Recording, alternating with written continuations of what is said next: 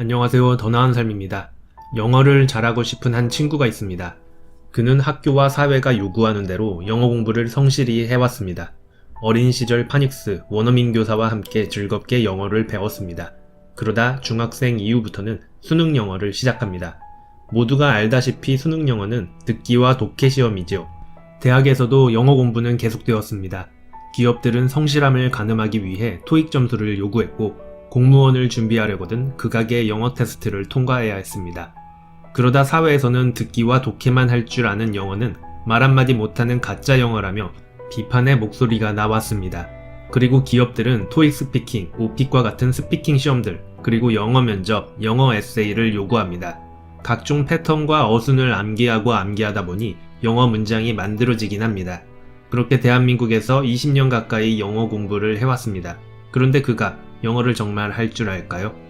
사실 조선시대에는 한국인들이 지금보다 영어 회화를 더 잘했다고 합니다.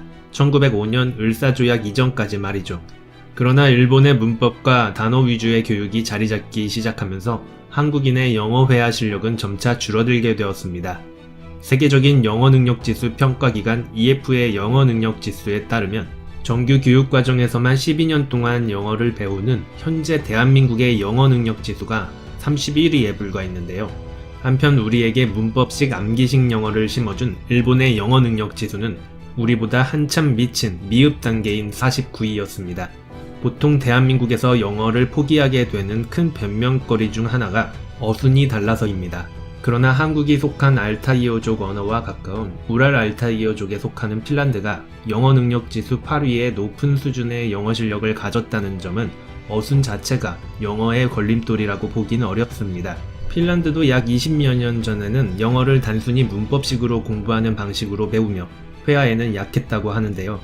70년대 미국으로 이민을 갔던 많은 핀란드인들이 영어 회화의 중요성을 깨닫고 실제 사용하는 살아있는 영어를 배워야 한다는 분위기가 조성되면서 말하기 위한 방식의 영어 교육으로 바뀌었다고 합니다.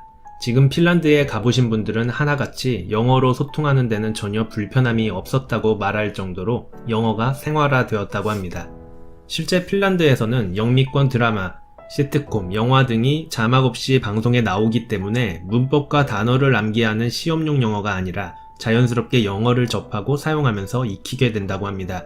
다시 그 친구 이야기로 돌아와서 외국에는 살아본 적도 없던 그는 노력 끝에 편입영어 시험을 뚫고 서울 상위권 대학에 들어갑니다. 그는 토익 950점, 토스 7레벨의 준수한 스펙은 물론 영어 면접까지 통과해 대기업 무역회사에 들어갔습니다. 국내에 있던 친절한 외국인과의 의사소통은 가능했기에 본인이 영어를 정복했다고 착각했습니다. 그러나 미국 출장 후 그는 엄청난 충격을 받고 두 가지 문제점을 깨닫습니다. 첫 번째, 친절한 원어민이 아닌 진짜 원어민이 하는 말이 안 들린다. 두 번째, 나는 분명히 제대로 말했는데도 진짜 원어민은 못 알아먹는다. 혹시 이 이야기가 남의 이야기처럼 들리시진 않으신가요? 그렇다면 아마도 영어로 말하는 방법에 있어서 제대로 된 공부법, 훈련법을 경험해 보시지 못했기 때문일 것입니다. 그럼 영어로 말하는 제대로 된 훈련법을 알아보겠습니다. 올바른 영어 학습법의 첫 번째는 실제 원어민들이 그들끼리 대화하거나 이야기하는 내용을 들어야 한다는 것입니다.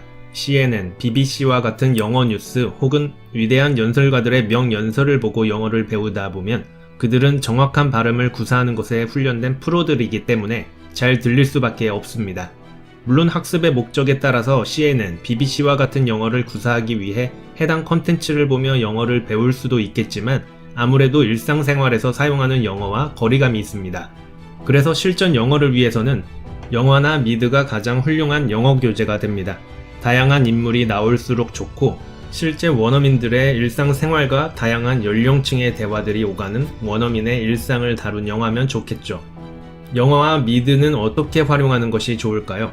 많은 전문가들은 언어는 운동과 같으며 훈련의 영역이라고 말합니다.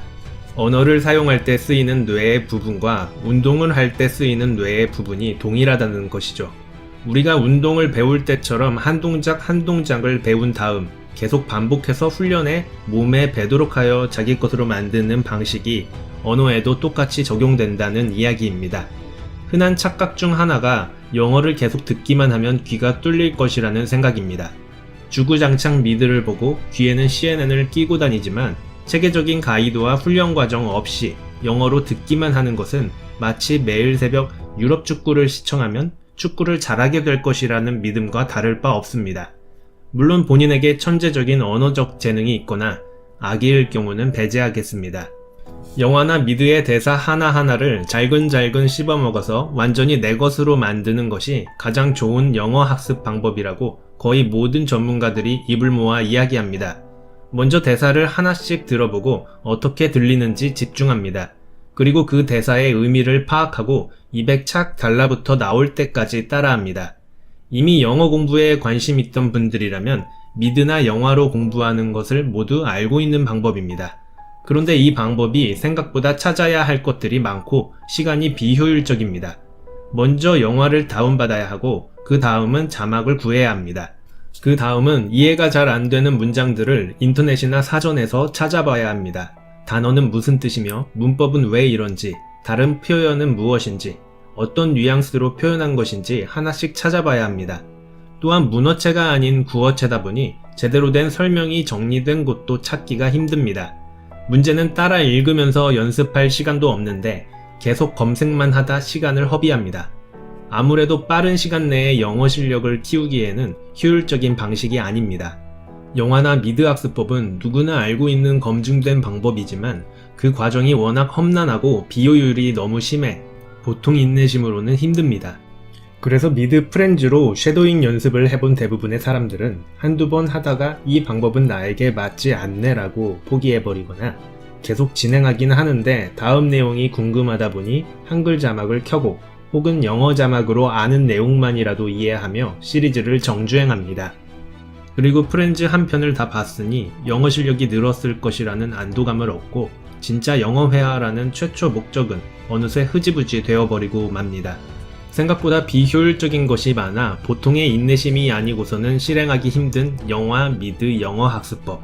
이 학습법의 불편함을 개선한 서비스가 바로 코어무비라는 서비스입니다.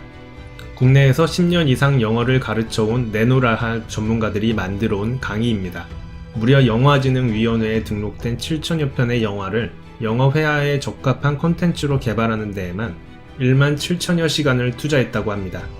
코어무비에서는 영화 러브 액츄얼리를 통해 영화 한 편의 전 대사를 공부합니다. 러브 액츄얼리는 옴니버스 형식의 영화다 보니 다양한 출연진들의 다양한 영어를 들을 수 있다는 점이 훌륭하고 무엇보다 영국 영화이기 때문에 영국 발음을 배울 수 있으며 거기에 미국 발음까지 동시에 가르쳐줌으로써 다양한 환경에서의 영어가 들릴 수 있도록 귀를 트여줍니다. 코어무비에서는 총 5명의 선생님이 동일한 영화를 가지고 강의를 합니다. 굉장히 새로운 방식인데요. 샤이니 선생님은 발음과 연음 위주의 듣기와 스피킹을 담당합니다.